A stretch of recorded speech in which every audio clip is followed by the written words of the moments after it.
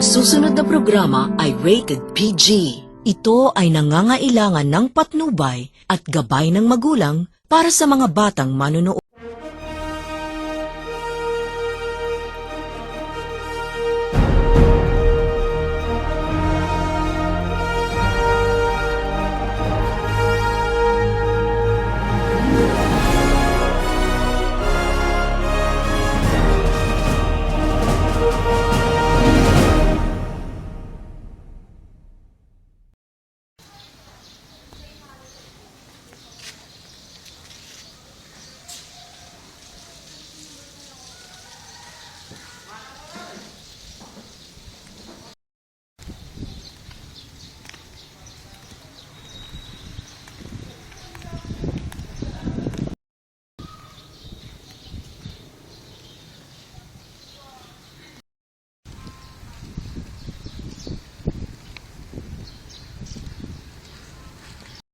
Katangian mo, hinirang kita bilang pinuno dito sa buong paaralan. Ayoko, napakalit ko para mamuno at isa pa akong babae. Bakit hindi na lang kaya si Jacob o si Ami?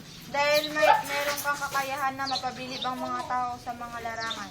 Inaasahan ko na sasali ka sa pagka-presidente dito sa paaralan.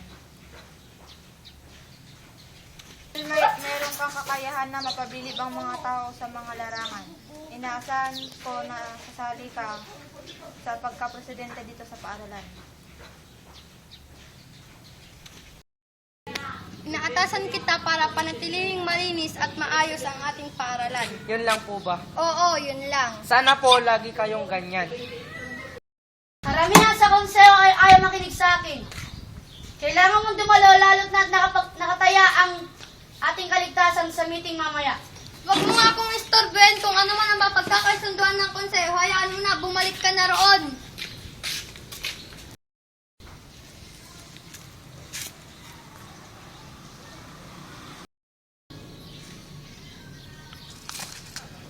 Paano ka nakalaya? Huwag mo saktan nanay ko!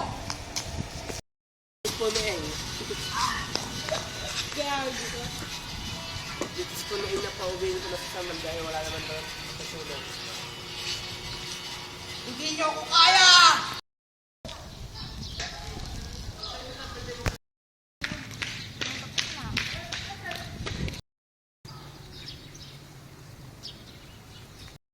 Inay, magtulungan tayo!